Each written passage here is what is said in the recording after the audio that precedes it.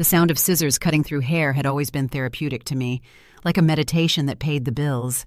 But today, as I shaped Mrs. Patterson's silver waves, her words cut deeper than any blade. "Oh, Rose, you simply must hear about my daughter-in-law's latest drama," she chattered, her voice carrying that particular tone reserved for delicious gossip. "The poor thing is beside herself because her mother-in-law just won't take a hint about boundaries. Can you imagine the woman shows up uninvited, offers unsolicited advice, and worst of all, Mrs. Patterson lowered her voice conspiratorially. She acts like paying for things gives her the right to have opinions about everything." My hands stilled for just a moment. The description hit uncomfortably close to home. "Some mothers just don't know when to step back," Mrs. Patterson continued, oblivious to my discomfort. "They think because they raised a child, they own him forever. It's pathetic, really." I resumed cutting, my movements more mechanical now. "What makes you think she's overstepping?" I asked, trying to keep my voice neutral. "Well, apparently she's been funding their lifestyle for years' mortgage payments, emergency expenses, you name it. But instead of being grateful for the help, she expects to be included in everything. The daughter-in-law says it's exhausting, having to pretend the old woman belongs in their social circle." The words landed like physical blows. For a moment, I wondered if Mrs. Patterson somehow knew about my situation with Ethan and Scarlett. But no, she was too absorbed in her story to notice my pale reflection in the mirror. "That does sound complicated," I managed. "The worst part." Mrs. Patterson leaned forward eagerly. "The mother-in-law actually believes she's family. Can you imagine the delusion money doesn't buy you a seat at the table? Rose, breeding does, education does. Some people just don't understand their place." I finished her cut in silence, my mind racing, when Mrs. Patterson left 20 minutes later, complimenting my work and promising to see me next month. I locked the salon door behind her and sank into my styling chair. Was that really how people saw me, as a pathetic old woman clinging to relevance through financial contributions? My phone buzzed with a text from Scarlett. "Rose, we need you to cover the heating bill this month. Ethan's job prospects still aren't panning out. $340. Thanks." I stared at the message, Mrs.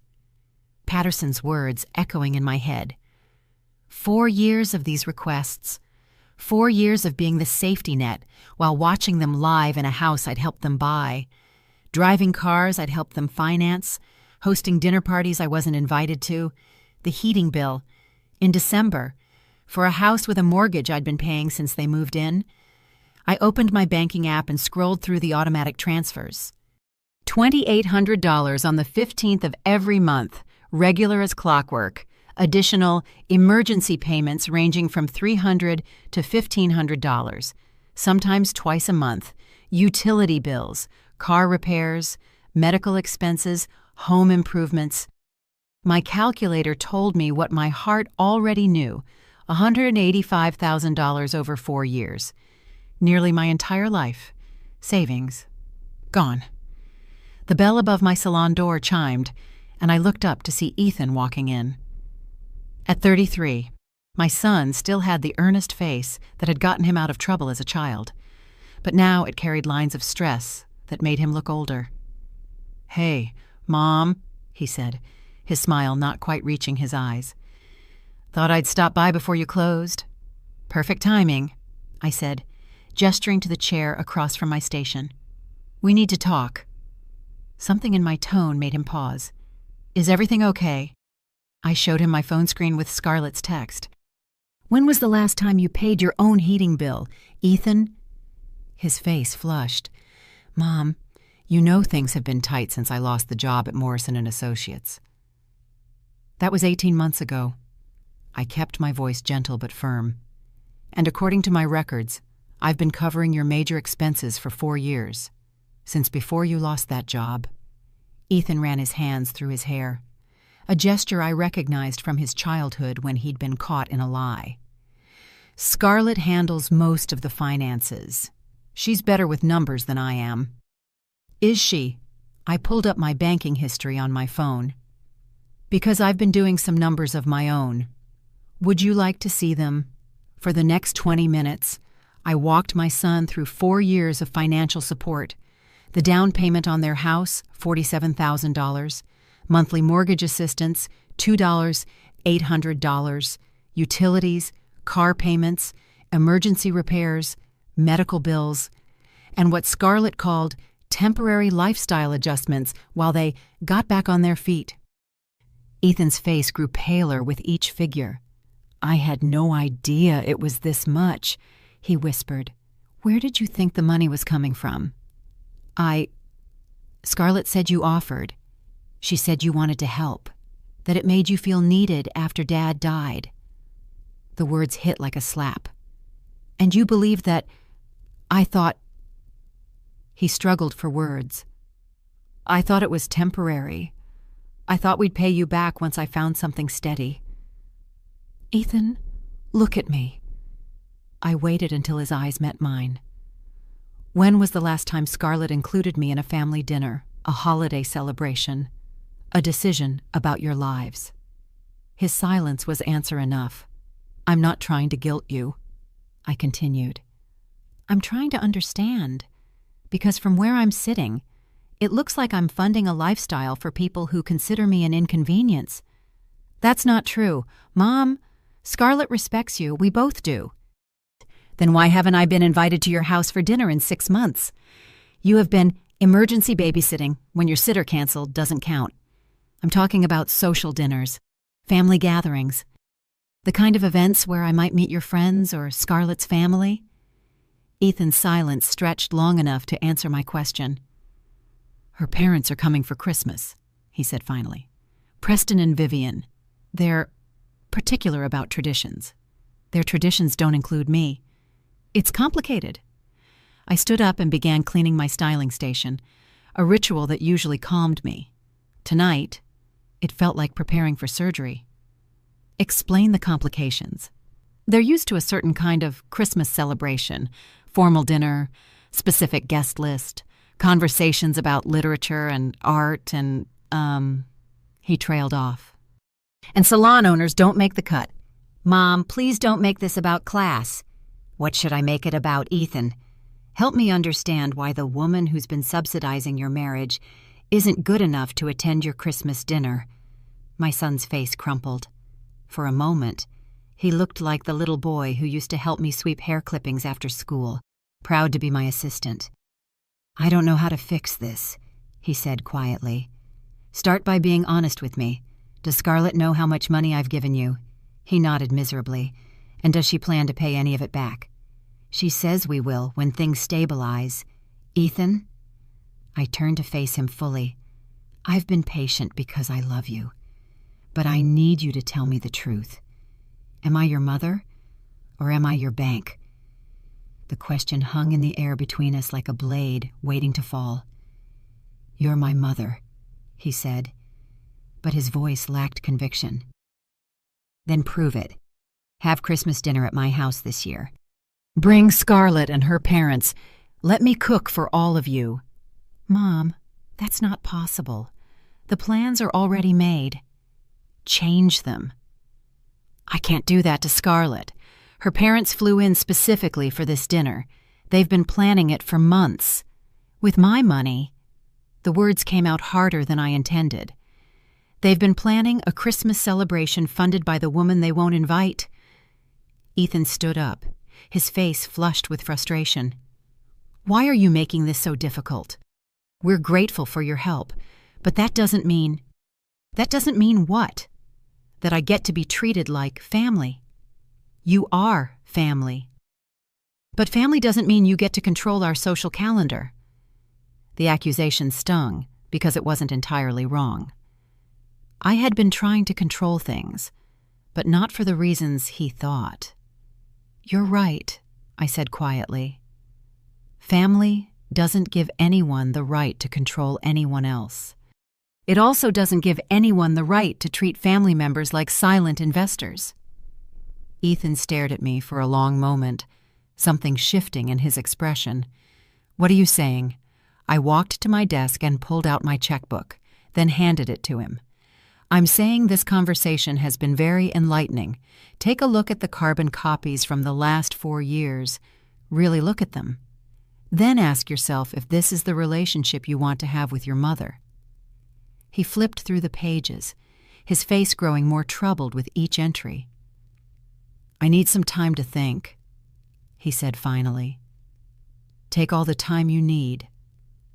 But Ethan, the next time Scarlett texts me for money, I'm going to text back a question. When is the last time you treated me like family instead of a financial resource? And I'd like you to help her come up with an honest answer." After he left, I sat in my salon surrounded by the tools of my trade scissors, combs, bottles of shampoo and conditioner, the chair where I'd built relationships with women like Mrs. Patterson, who saw me as their confidant and friend. But in my own family, I was just the woman with the checkbook. That needed to change. 3 days later, I was reorganizing my supply closet when I found them receipts from Ethan and Scarlett's house, stuffed into a bag they'd asked me to store temporarily. I wasn't snooping. I was looking for the receipt for the professional hairdryer I'd lent Scarlett for what she called an important business meeting. But what I found changed everything. Bank deposit slips. Not Ethan's unemployment checks or Scarlett's occasional freelance payments. These were substantial deposits: $3 and $200, 3 hours, $800, $4, $100 made weekly over the past 6 months to an account I didn't recognize. The account name read S. Montgomery Luxury Consignments. I stared at the receipts, my hands trembling.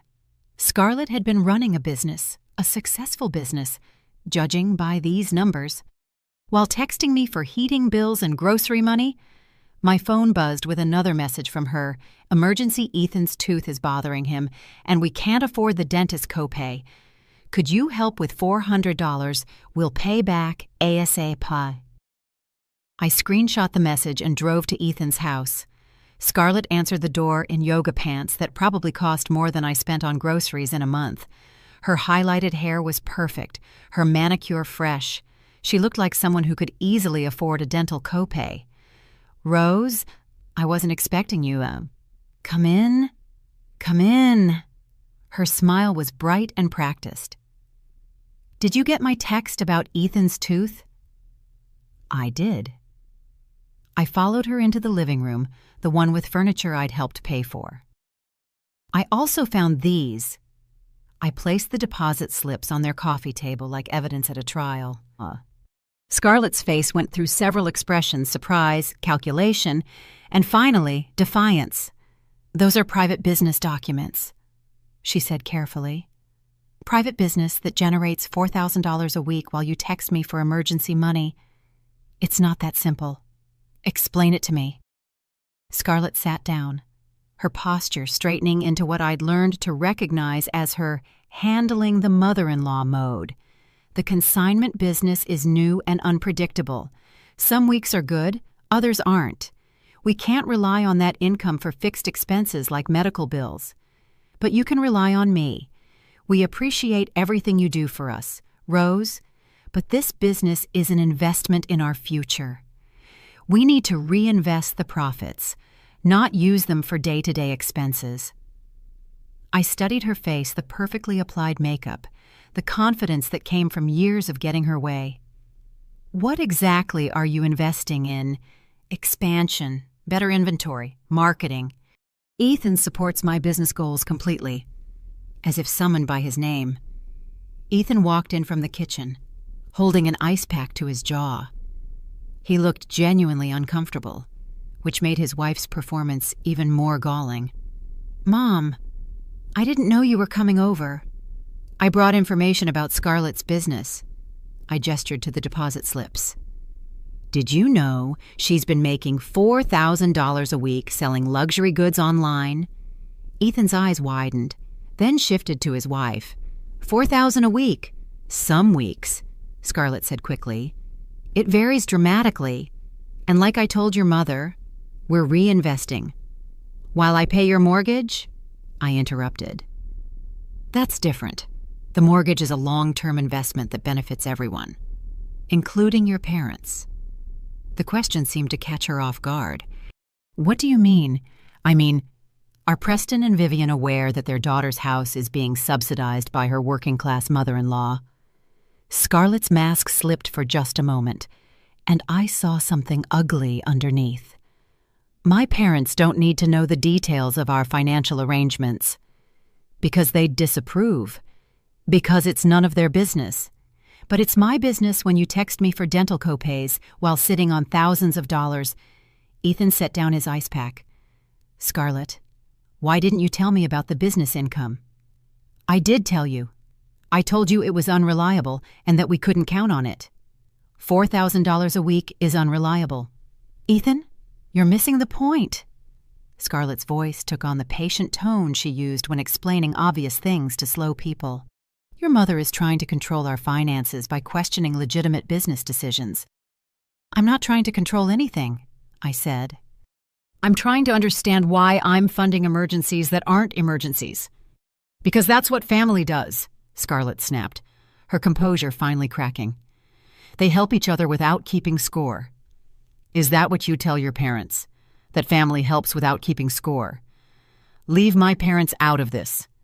Why are you ashamed of needing help from someone like me? The silence that followed was deafening. Ethan looked between us like a man watching a car accident in slow motion. That's not fair, Scarlett said finally. What's not fair is lying to me about your financial situation while asking for money. What's not fair is treating me like a bank account instead of family. We treat you like family. When was the last time you invited me to dinner, a social event? When was the last time you introduced me to your friends as someone you're proud to know, instead of someone whose presence you have to explain? Scarlett's jaw tightened. You're being dramatic. Am I? Then let's test that. Invite me to Christmas dinner with your parents. That's not possible. Why? Because... She glanced at Ethan, who was staring at his hands. Because it's a small dinner? Just immediate family. I am immediate family. I'm Ethan's mother. You know what I mean. No, I don't. Explain it to me. Another long silence. Finally. Scarlett stood up, her expression shifting to something colder. Fine. You want honesty? My parents are sophisticated people. They're used to dinner conversations about literature, art, current events. They're not used to... She gestured vaguely at me. This... Salon owners. People who think money gives them the right to insert themselves into situations where they don't belong. The words hung in the air like poison gas. Ethan's head snapped up, his face pale with shock. Scarlett. What? It's true. Your mother acts like paying our bills makes her entitled to control our social life. That's not how it works. I stood up slowly, feeling strangely calm. You're absolutely right. Money doesn't entitle me to anything. Which is why, effective immediately, you won't have to worry about my expectations anymore. What do you mean? I mean, we're done pretending this is a family relationship when it's clearly a business arrangement, and I'm terminating our contract. Scarlett's confidence wavered. Rose, let's not be hasty. I'm not being hasty. I'm being honest. You want to be treated like a customer instead of a daughter-in-law? Consider your account closed. I picked up my purse and headed for the door, leaving the deposit slips on their coffee table like evidence they'd have to live with. Mom, wait! Ethan called after me. I turned back to look at him. I love you, sweetheart, but I won't be anyone's silent investor anymore. When you're ready to have a relationship based on something other than my bank account, you know where to find me. As I drove home, my phone buzzed with texts from both of them. I didn't read them, for the first time in 4 years. I had more important things to do than manage their financial emergencies. I had a business to run and a life to reclaim. The dinner invitation came exactly 1 week later, delivered not by Ethan, but by Scarlett herself. Standing on my doorstep with a bottle of wine and her most diplomatic smile. "Rose, we need to talk." I let her in, noting how she looked around my small house with the kind of careful attention she usually reserved for expensive merchandise. It occurred to me that she'd never actually visited my home before our meetings had always been at their place, on their terms. "This is lovely," she said, though her tone suggested otherwise. "So cozy." I poured us each a glass of the wine she'd brought, a nice Pinot Noir that probably cost more than my weekly grocery budget. "What can I do for you?" "Scarlett, I want to apologize for how things went last week. I was stressed about the business, worried about Ethan's job search, and I took it out on you unfairly." I waited. Years of listening to clients had taught me the value of silence. "The truth is, we do consider you family, important family, and I'd like to prove that by inviting you to Christmas dinner." "With your parents?" "Yes, with my parents. I've talked to them about you, told them how generous and supportive you've been. They're looking forward to meeting you." Something in her tone set off alarm bells. "What exactly did you tell them about me?" "That you're Ethan's mother, obviously. That you've been incredibly helpful during our transition period. That you run a small business and are very down to earth." "Down to earth?"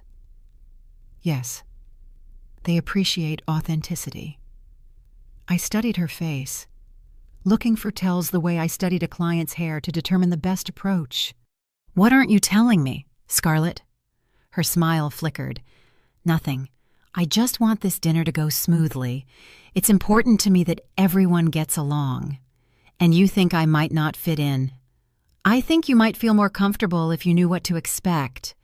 My parents are particular about certain things. Dinner conversation, for instance. They're very well-read, very cultured. They enjoy discussing books, art, current events. You don't think I can hold my own in those conversations?" "Of course you can. I just thought maybe you'd want to prepare, maybe read up on some current topics, or—" She trailed off, realizing how condescending she sounded. "Or what—" "Nothing. I'm sorry. I'm being ridiculous." But she wasn't done. I could see her working up to something else. "There is one small thing," she said finally. "My parents are very traditional about gift-giving. They believe Christmas presents should be thoughtful and personal, not expensive. They might be uncomfortable if you bring something too elaborate." "What constitutes too elaborate?" "Oh, you know, jewelry, expensive electronics, anything that might seem like you're trying to, well, compete." The picture was becoming clearer. "You're worried I'll embarrass you." "That's not what I said." "It's what you meant." Scarlett set down her wine glass and faced me directly. "Rose, I'm trying to include you in our family celebration. I'm trying to bridge two very different worlds here. Is it so wrong to want things to go smoothly? What's wrong is your assumption that I don't belong in your world. I never said that. You didn't have to. You've spent 20 minutes telling me how to dress myself down for your parents' comfort. What's next? Coaching me on which fork to use." Her cheeks flushed. "You're being oversensitive." "Am I? Then let me ask you something directly. Are you proud to have me as a mother-in-law?" The pause before her answer told me everything I needed to know. "Of course I am." "Then why do I need coaching to meet your parents? Why can't I just be myself?" "Because—" She struggled for words, then seemed to make a decision. "Because they have expectations. My father is a retired attorney. My mother is an interior designer. They're used to a certain level of sophistication. They're not used to, people like me. People who work with their hands, people who didn't go to college, people who think that paying for things gives them the right to have opinions about everything. There it was, the truth, finally. I see. I stood up and walked to my bookshelf, pulling down a well-worn copy of Garcia Marquez. For your information, I have a bachelor's degree in business from Eastern Washington University. I've read this book in both English and Spanish. I speak 3 languages, run a successful business, and employ 6 people. Scarlett's face had gone pale. But more importantly, I continued, I would never walk into someone's home and assume they weren't sophisticated enough for my company. That level of arrogance requires a special kind of education, the kind that teaches you to look down on people who've worked for everything they have. Rose, I didn't mean, yes, you did. And you know what? You're right about one thing. We are from different worlds. In my world, we treat people with respect regardless of their bank account or their job title. In your world, apparently, you size people up like merchandise before deciding if they're worthy of your time. I walked to the door and opened it. Please, thank your parents for the invitation, but I won't be joining you for Christmas dinner. I wouldn't want to make them uncomfortable with my working class conversation. Rose, please. I handled this badly, but I was trying to help. No, you were trying to manage me. There's a difference. She gathered her purse and started toward the door, then turned back. What am I supposed to tell Ethan? Tell him the truth. Tell him his wife thinks his mother isn't good enough for her family. That's not fair. Neither is 4 years of pretending to be grateful for my help while being ashamed of who I am. After she left, I called my sister Carmen in Seattle. You need to come to Spokane for Christmas. I told her. Rose, what's wrong? Nothing's wrong. Everything's finally right. I'm cooking dinner for people who actually want to be here. What about Ethan? Ethan made his choice. Now I'm making mine. For the first time in years, I was looking forward to Christmas. The private investigator's name was Janet Morse, a former police detective turned freelancer who specialized in what she diplomatically called family financial disputes. I found her through my lawyer, who'd handled my divorce and my husband's estate planning. I need to know what I'm dealing with. I told her over coffee at a downtown cafe. 4 years of financial support, and I have no idea if these people are struggling families or con artists. Janet was a woman in her 50s with sharp eyes and the kind of no-nonsense demeanor that inspired confidence. What kind of information are you looking for? Everything. Income, debts, assets, lifestyle patterns, social media presence, business activities. I want to know if I've been helping people in genuine need or if I've been played. That's quite a scope. What's your budget? I thought about the monthly payments I'd been sending Ethan and Scarlett. Let's call it an investment in my future peace of mind. $2,000 to start. Janet's report arrived 5 days later in a manila envelope that felt heavy with revelations. Scarlett's luxury consignment business was more successful than even I had imagined. Her Instagram account, @ScarlettFindsGems, had 12,000 followers and showcased jewelry, handbags, and designer clothing with price tags that made my eyes water. Comments from buyers confirmed regular sales in the hundreds and thousands of dollars. But that wasn't the most interesting discovery. The Montgomery family's financial history read like a cautionary tale about keeping up appearances. Preston's law practice had nearly bankrupted in 2019 due to a malpractice lawsuit. Vivian's interior design business existed mostly on paper. She had a website and business cards, but only 3 documented clients in 2 years. Their house in Connecticut was mortgaged to the hilt, and they had significant credit card debt. According to Janet's research, Preston and Vivian had been using their daughter's marriage as financial camouflage. When asked about their family's success, they routinely mentioned Ethan's promising career and Scarlett's thriving business, while carefully omitting that both were subsidized by a working-class woman in Washington state. The social media analysis was particularly revealing. Scarlett's personal Facebook account, visible only to friends, told a different story than her public persona. Posts from the past 6 months included, "So grateful for family support during this transition time. Some people just understand the importance of investing in the future." Not everyone gets how business development works. Sometimes you have to spend money to make money. Lucky to have patient investors. Christmas planning is so much easier when you don't have to worry about every little expense. #blessed, #family. Each post felt like a small betrayal, but the comments were worse. Friends congratulating her on her business success, family members praising her for making smart financial choices, acquaintances admiring her lifestyle, all built on money that came from my salon and my savings account. But the final piece of Janet's report made my blood run cold. Scarlett had been documenting her investment strategy in a private Pinterest board called Future Plans. The board included renovation ideas for expanding their house, vacation destinations for when the business takes off, and most tellingly, plans for opening a brick-and-mortar boutique with a startup cost of $75,000. My $75,000 apparently. The Pinterest board also included a section titled Family Management, filled with articles about setting boundaries with in-laws, dealing with controlling relatives, and managing family financial dynamics. One pinned article was titled, "When Generosity Becomes Manipulation, How to Handle Family Members Who Use Money for Control."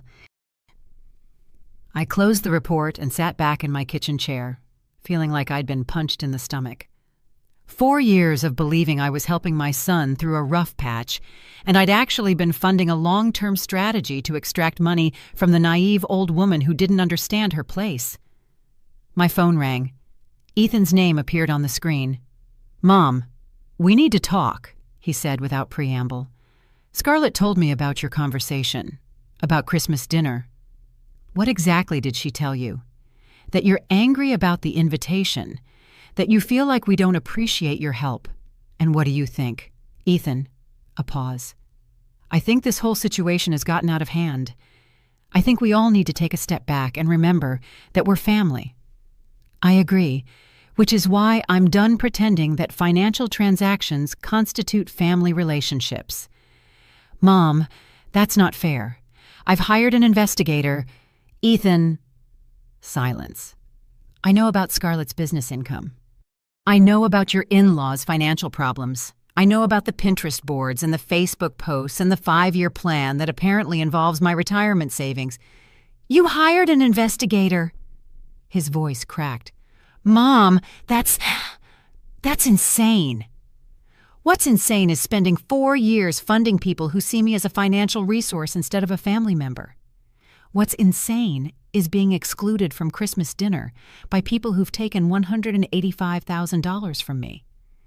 We never asked for that much. You asked for exactly that much, month by month, emergency by emergency, guilt trip by guilt trip." Another long pause. When Ethan spoke again, his voice was smaller. "What do you want from us?" The question that should have been easy to answer was suddenly complex. What did I want? An apology, repayment, respect, all of the above. "I want honesty." I said finally, "I want you to acknowledge that you've been taking advantage of my love for you. I want Scarlett to admit that she's been lying about her financial situation. And I want both of you to understand that my generosity was never permission to treat me like a second-class family member. And if we do all that, then maybe we can build a real relationship instead of a financial arrangement. And if we don't," I looked at Janet's report spread across my kitchen table, evidence of deception, manipulation, and calculated exploitation, "then you'll find out what it's like to live without a safety net. Mom, you can't just abandon us. We've built our whole life around my money." "But I know. That's exactly the problem." I hung up and turned off my phone. For the first time in 4 years, I wanted to think about my own future instead of theirs. The Pinterest board had given me an idea. If Scarlett could plan a 5-year strategy for extracting money from her mother-in-law, I could plan a strategy for reclaiming my life. And unlike her plan, mine would be built on truth instead of manipulation. The post went live on the Spokane Women's Business Network Facebook group at 8:47 p.m. on a Tuesday night. I'd spent 3 days crafting it, making sure every word was carefully chosen. Ladies, I need advice about a family situation that's gotten complicated. I've been financially supporting a family member for several years, significant monthly payments to help with mortgage, utilities, and emergencies. Recently, I discovered this person has been earning substantial income from a side business while continuing to ask me for money. When I tried to discuss it, I was told that my financial support doesn't entitle me to be included in family gatherings because I don't fit with their social circle. Have any of you dealt with family members who see generosity as weakness? How do you set boundaries when someone you love is taking advantage of your kindness? I didn't mention names. I didn't include specific details that would identify anyone, but I did include one crucial element: 3 screenshots of text messages asking for money, with dates and amounts visible. The response was immediate and overwhelming. Within an hour, the post had 47 comments and 62 reactions. By morning, those numbers had tripled. The Spokane women's business community was small and tightly connected, and stories of family financial manipulation struck a nerve. This happened to my sister-in-law. Turned out the struggling family members were taking European vacations while she ate ramen noodles.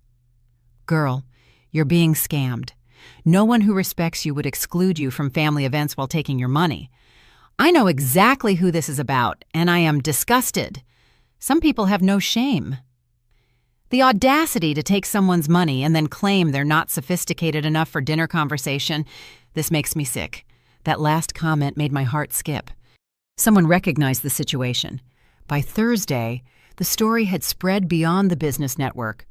Screenshots were being shared in other local Facebook groups, mom groups, church communities. The details were vague enough to maintain plausible deniability, but specific enough that anyone who knew Scarlett would recognize the pattern. My phone started ringing Friday morning. "Rose, what the hell have you done?" Scarlett's voice was shrill with panic. "I asked for advice from my business community. You've destroyed my reputation. People are calling me a con artist. Are you? That's not the point. You had no right to air our private business. Our private business. Scarlett, you've been posting about your generous family investors on social media for months. The only difference is that now people know the whole story.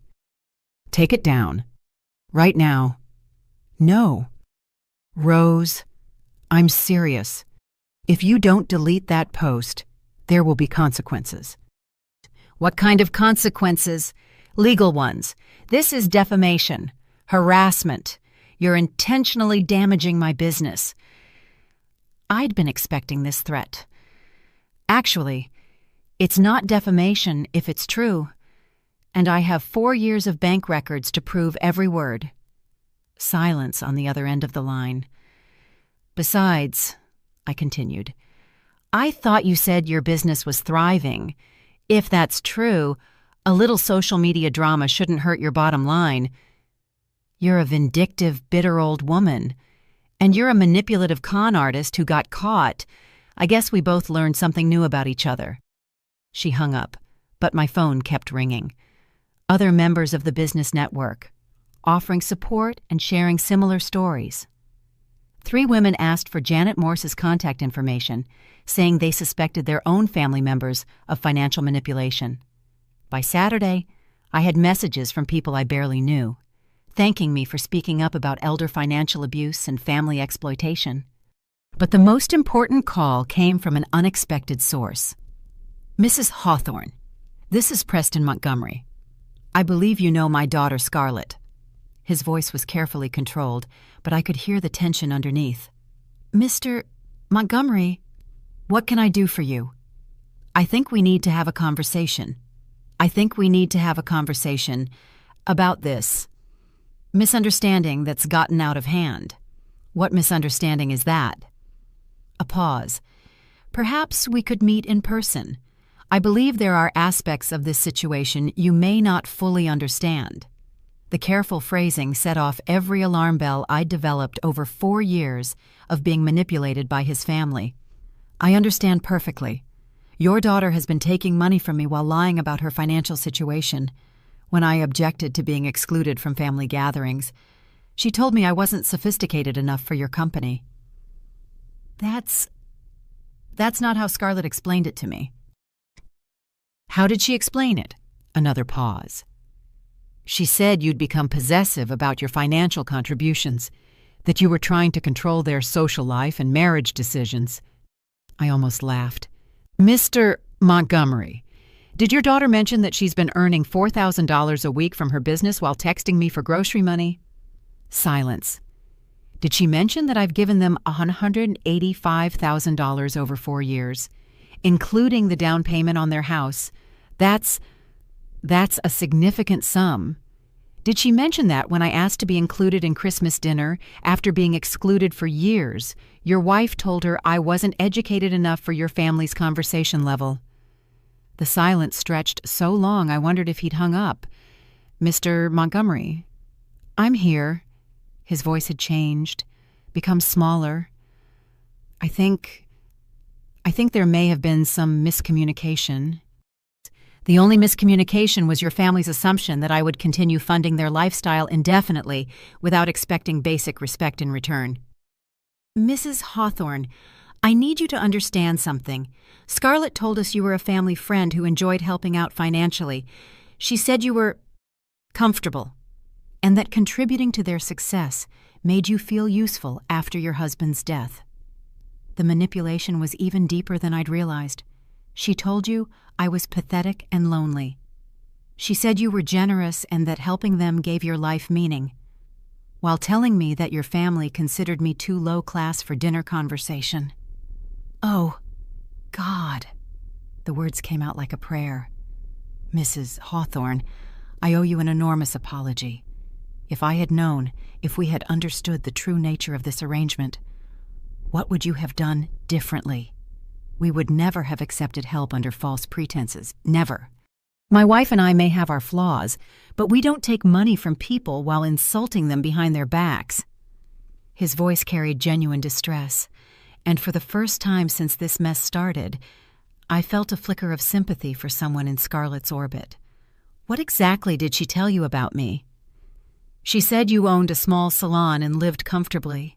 She said you'd offered to help them get established because you believed in Ethan's potential. She made it sound like you were almost a business partner, someone who understood the investment and expected returns through their success, not through personal relationship. Did she mention that I'm Ethan's mother? A sharp intake of breath. She said you were his mother. Yes, but she implied... She made it sound like you'd been absent for most of his childhood, like you were trying to make up for lost time by being overly generous. The lies just kept coming. Mr. Montgomery, I raised Ethan as a single mother after his father died when he was 12. I've been in his life every day since he was born. Oh, my God. Your daughter has been playing both sides, telling you I was a convenient investor, telling me I wasn't good enough for your family, and telling my son that everyone's expectations were reasonable. Mrs. Hawthorne, I am horrified, absolutely horrified. This is not who we raised our daughter to be. Actually, I think this is exactly who you raised her to be. The only difference is that now the con is exposed. That's not fair, isn't it? Your daughter learned somewhere that people could be categorized by their usefulness and their social status. She learned that money could be extracted from people who were considered beneath her family's standards. Where do you think she learned those lessons? The silence told me I'd hit my target. Mr. Montgomery, I'm going to ask you a direct question, and I'd like an honest answer. When Scarlett told you about her generous family friend who was helping with expenses, did you ask any questions about the appropriateness of accepting that much money from someone outside the family? No answer. Did you ask about her business income? Did you ask why someone else was paying your daughter's mortgage while she bought designer clothes and planned expensive renovations? We assumed. You assumed that someone you'd never met was stupid enough to give away their life savings without expecting anything in return, and as long as you never had to meet me or acknowledge me, you could enjoy the benefits without feeling guilty about it. Mrs. Hawthorne, please, let me make this right. How? Let me talk to my wife. Let me talk to Scarlett. We can fix this. We can have Christmas dinner. I don't want your pity dinner. Mr. Montgomery, I want your daughter to stop lying about her finances and start paying her own bills. What can we do? How can we fix this? I looked around my small house, the house I'd nearly mortgaged to support people who were ashamed of me. The Christmas tree I'd bought for myself, decorated with ornaments that held memories of better times. The kitchen where I'd planned meals for family gatherings that never happened. You can stop pretending that financial need justifies treating people like garbage. You can stop raising children who think breeding and education make them better than people who work for a living. And you can tell your daughter that her bank account is now closed. Mrs. Hawthorne, the conversation is over. Mr. Montgomery, you wanted to understand the situation. Now you do. I hung up and immediately turned off my phone.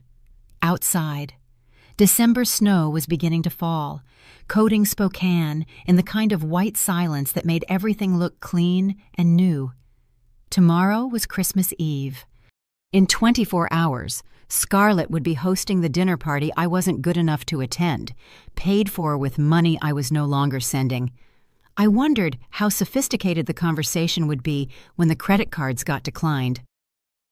Christmas Eve morning brought 3 things: 6 inches of fresh snow, a certified letter from Scarlett's attorney threatening harassment charges, and my son standing on my doorstep at 7 a.m. with red eyes and a face full of shame. Mom, I need to tell you something. I let him in and poured coffee while he sat at my kitchen table like a man preparing for confession. I found the Pinterest boards, he said without preamble. Scarlett thought she deleted them, but she didn't know about the browser history. He pulled out his phone and showed me screenshots I hadn't seen in Janet's report. A board titled Family Management, with articles about manipulation tactics. Another called Financial Planning, with pins about leveraging family relationships for business growth. But the one that made my blood run cold was labeled Rose Situation. Ethan, I don't need to see. Yes, you do, because I need you to know that I didn't know. I swear to God, Mom, I didn't know how deep this went.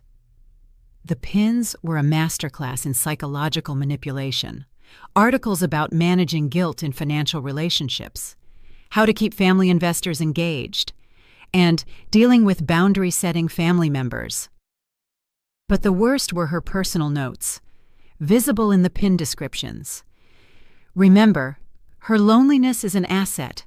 The more isolated she feels from family activities, the more she'll try to buy her way back in. Key phrase, temporary help, makes her feel like she's solving a problem instead of being used. Ethan's guilt about his father's death is useful leverage. She'll do anything to make his life easier. I set the phone down carefully, afraid I might throw it otherwise. How long have you known about this? I found it 3 days ago, after you posted on Facebook and everything started falling apart. His voice was barely a whisper. Mom, she's been planning this for years. Before we even got married. She was researching ways to... He couldn't finish the sentence. To extract money from me. He nodded, tears starting to fall. There's more. She's been forging documents. What kind of documents? Remember when you co-signed our car loan last year? She used that signature to open a business line of credit. In your name. The room went cold around me. She did what? $50,000. She's been using it to fund inventory for her business. But if something goes wrong... I'm liable. The words came out flat and calm, but inside I was screaming. Ethan, that's fraud. Federal fraud. I know, and I'm so sorry, Mom. I'm so fucking sorry. He buried his face in his hands. "I was supposed to be protecting you. Dad made me promise to take care of you after he died. And instead, I let someone steal from you." For a moment, he was 12 years old again, crying in my arms after his father's funeral, promising to be the man of the house. I'd told him then that he just needed to be a kid, that I would take care of both of us. I'd failed him as badly as he'd failed me. "Ethan, look at me." I waited until his eyes met mine. "This isn't your fault. You didn't know what she was doing. But I should have known. I should have questioned why she never wanted you around. I should have asked why someone who supposedly loved me would treat my mother like dirt. Why didn't you—" He was quiet for a long time, because it was easier not to, because she made me feel like I was finally good enough for someone, because every time I tried to stand up for you, she'd cry and tell me I was choosing my mother over my wife, and I'd cave. And now I understand that someone who makes you choose between them and your family isn't someone who loves you. They're someone who owns you. I reached across the table and took his hand. "What are you going to do?" "I've already done it. I moved out yesterday, filed for divorce this morning, and I've contacted the FBI about the credit fraud. Ethan, she's going to face charges. Mom, for the identity theft, for the fraud, probably for elder abuse. I've given them everything, the Pinterest boards, the forged documents, bank records, all of it." I felt a mixture of relief and sadness. Relief that my son had finally chosen the right side. Sadness that it had taken this long and cost this much. What about Christmas dinner? Canceled. When I told her I was leaving and that you knew about the fraud, she called her parents and told them not to come. Then she called all the dinner guests and said there was a family emergency. So she's alone. She's dealing with the consequences of her choices, just like I have to deal with mine. We sat in silence for a while, drinking coffee and watching the snow fall outside my kitchen window. "Mom, I need to ask you something, and I need you to be honest." "Okay. Do you think you can ever forgive me? Not now, not soon, but eventually." I looked at my son, really looked at him. The stress lines around his eyes, the weight he'd lost, the way he held himself like someone who'd been carrying a burden too heavy for his shoulders. "Ethan, I forgave you the moment you walked through my door this morning. The question is whether you can forgive yourself." "I don't know if I can. I let someone steal from you. I let someone abuse you. I chose a person who saw you as a mark over the woman who sacrificed everything to raise me. You also chose to walk away when you learned the truth. You chose to turn her in to the authorities. You chose to come here and tell me everything, even though it meant admitting you'd been played for a fool. What if it's too late? What if I've destroyed our relationship permanently?" I stood up and walked to my refrigerator, where I'd hung a photo from Ethan's high school graduation.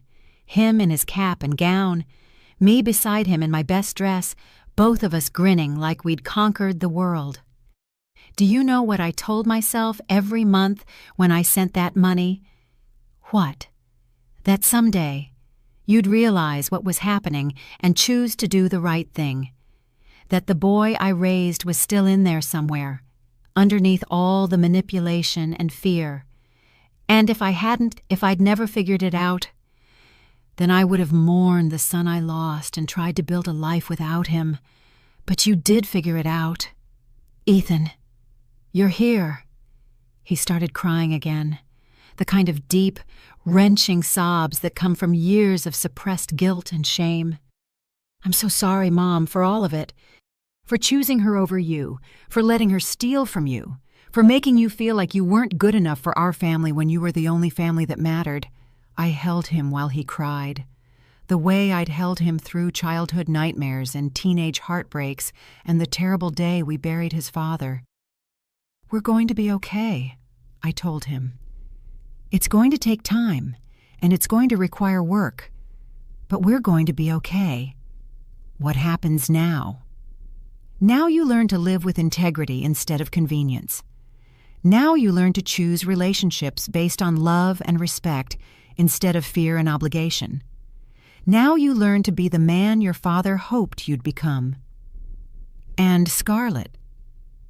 Scarlett learns that actions have consequences. Some lessons are expensive. My phone rang. FBI agent Sarah Chen, no relation to the Montgomery family. She'd assured me wanted to schedule an interview about the financial fraud case. Mrs. Hawthorne, we're taking this very seriously. Identity theft and elder financial abuse are federal crimes. Your daughter-in-law is looking at significant jail time. Part of me felt sorry for Scarlett. Part of me felt sorry for her parents, who were about to learn that their sophisticated daughter was a common criminal. But mostly, I felt free. Free from the monthly drain on my bank account.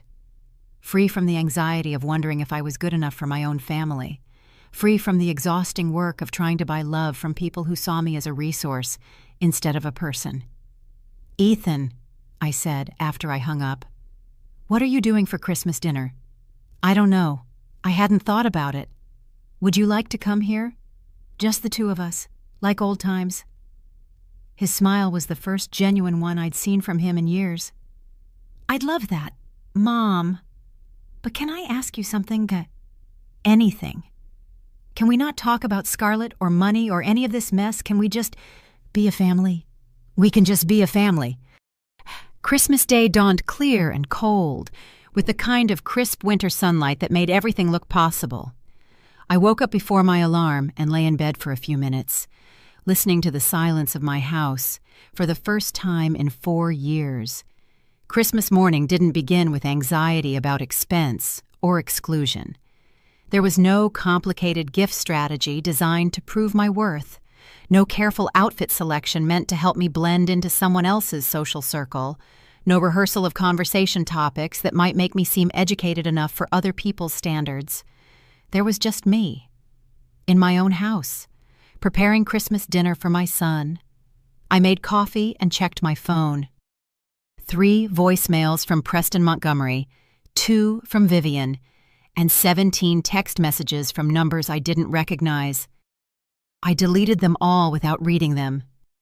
Whatever crisis was unfolding in the Montgomery family orbit, it was no longer my problem. My doorbell rang at noon, exactly when I'd told Ethan to arrive. He stood on my porch with a small wrapped gift and a bouquet of grocery store flowers, looking nervous. "Merry Christmas, Mom. Merry Christmas, sweetheart. Come in before you freeze." He handed me the flowers, daisies and carnations. Nothing fancy, but they were the first flowers anyone had given me in years. "These are beautiful. Thank you." I didn't know what to get you. Everything felt too small or too big or too... He struggled for words. "They're perfect." I put the flowers in water while he looked around my living room like he was seeing it for the first time. In many ways, he was. This was the first time he'd been in my house as my guest instead of my supplicant. "It smells amazing in here. Turkey with sage stuffing, your father's favorite. You didn't have to go to all this trouble. Ethan." I turned to face him. "This isn't trouble. This is Christmas dinner." This is what families do when they want to be together. We spent the afternoon cooking and talking. Really talking for the first time in years. He told me about his job search, his plans to go back to school for project management certification, his idea about starting a small consulting business. I told him about my plans to expand the salon, maybe hire another stylist, possibly take a real vacation for the first time since his father died. We didn't talk about Scarlett or money or the legal proceedings that would unfold over the next few months. We talked about books and movies and whether the Seahawks would ever win another Super Bowl. Normal conversation between people who enjoyed each other's company. "Mom, can I ask you something?" "Of course." "Why did you keep sending money for so long, even when it was obvious that Scarlett didn't respect you?" I thought about the question while I basted the turkey. "Because I was afraid of losing you. because I thought that if I stopped helping, you'd disappear from my life completely. But you had to know that what we had wasn't a real relationship. I knew, but I hoped that eventually you'd see what was happening and choose differently. And I thought that as long as I was helping, there was still a chance for that to happen. What if I hadn't? What if I'd never figured it out? Then I would have learned to live without you, which would have been heartbreaking, but not as heartbreaking as continuing to fund my own exclusion from my son's life. He was quiet for a moment. I'm proud of you. For what? For having the courage to stop. For standing up for yourself. For refusing to accept scraps when you deserved the whole meal. I should have done it sooner. Maybe. But you did it when you were ready. That's what matters. Dinner was everything I'd hoped it would be. We sat at my small dining table, just the two of us, and talked and laughed like we used to when he was young. No performance anxiety, no walking on eggshells, no careful management of conversation topics, just a mother and son enjoying each other's company. This is the best Christmas I've had in years, Ethan said as we cleared the dishes. Even without the fancy house and expensive gifts, especially without them, I forgot what it felt like to be somewhere I was actually wanted. We spent the evening playing cards and watching old movies, the kind of quiet domestic comfort I'd been craving for years. Around 9 o'clock, my phone rang. Janet Morse, my investigator. Mrs. Hawthorne, I'm sorry to bother you on Christmas, but I thought you'd want to know. Scarlett Montgomery was arrested this afternoon. I stepped into the kitchen, away from Ethan. What happened? She tried to access the business credit line she opened in your name. The bank flagged it because of the fraud alert we placed yesterday. When she couldn't produce proper authorization, they called the police. How much trouble is she in? Significant trouble, identity theft, wire fraud, elder financial abuse. She's looking at federal charges. Her attorney is already talking about a plea deal. I thought about Scarlett sitting in a jail cell on Christmas night, probably still convinced that she was the victim in this situation. What happens next? The FBI will want to interview you again. The prosecutor will probably want you to provide victim impact testimony, and you'll likely be able to recover some of the money through restitution. How much? Hard to say. Depends on what assets she has and what the court orders. But Mrs. Hawthorne, this case is going to send a message.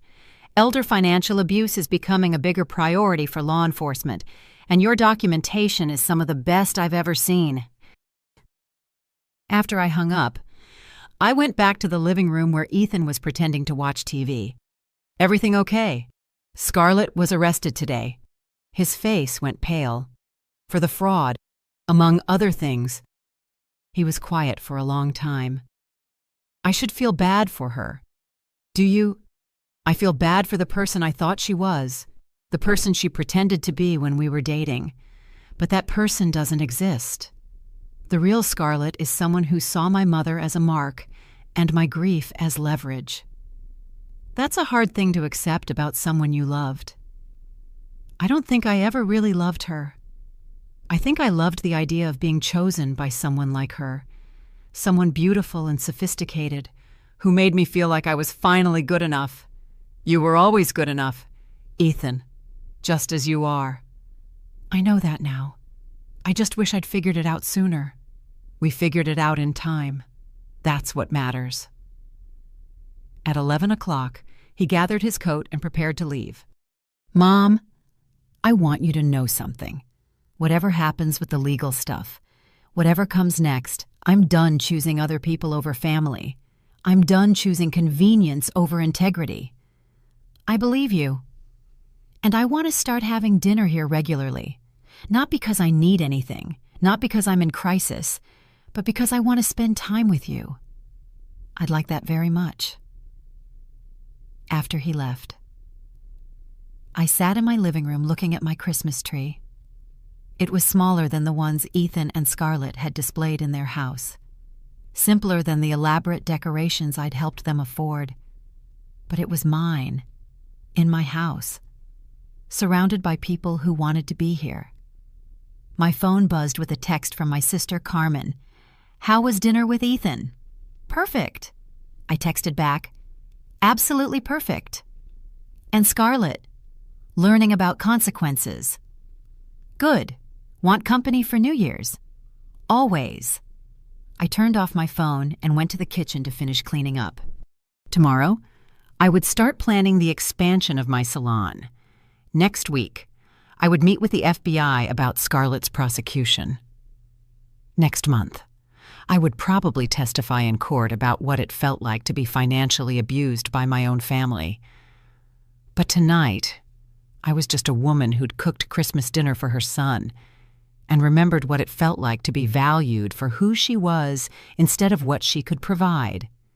The dishes could wait until morning. For now, I wanted to sit in my quiet house and appreciate the sound of silence, no phones demanding emergency money, no guilt about not being sophisticated enough, no anxiety about measuring up to other people's standards, just peace, hard-won and well-deserved. I poured myself a glass of wine and raised it to my reflection in the dark kitchen window. "Merry Christmas, Rose," I said out loud. "Welcome back to your own life." Outside, snow began falling again, covering Spokane in fresh white possibility. Inside, I felt something I hadn't experienced in years, the simple joy of being exactly where I belonged, with exactly the people who wanted me there. It was the best Christmas gift I'd ever given myself. Epilogue, 6 months later. Scarlett pleaded guilty to multiple federal charges and was sentenced to 3 years in prison with restitution requirements. Preston and Vivian Montgomery quietly moved to Florida, where they filed for bankruptcy and started over with considerably less pretension. Ethan completed his project management certification and started a consulting business that actually turned a profit. We had dinner every Sunday, sometimes at my house, sometimes at his new apartment, always without drama or financial negotiations. I hired 2 new stylists and expanded my salon into the adjacent storefront. Business was better than ever, partly because my story had resonated with other women who recognized the patterns of family financial abuse. And I met James, a widowed bookstore owner who thought my work stories were fascinating and my background admirable. He never asked me to be anything other than exactly who I was. The money I'd sent to Ethan and Scarlett was mostly gone, but it had bought me something unexpected, the knowledge that I was worth more than I'd been settling for. Some lessons are expensive, but they're worth every penny.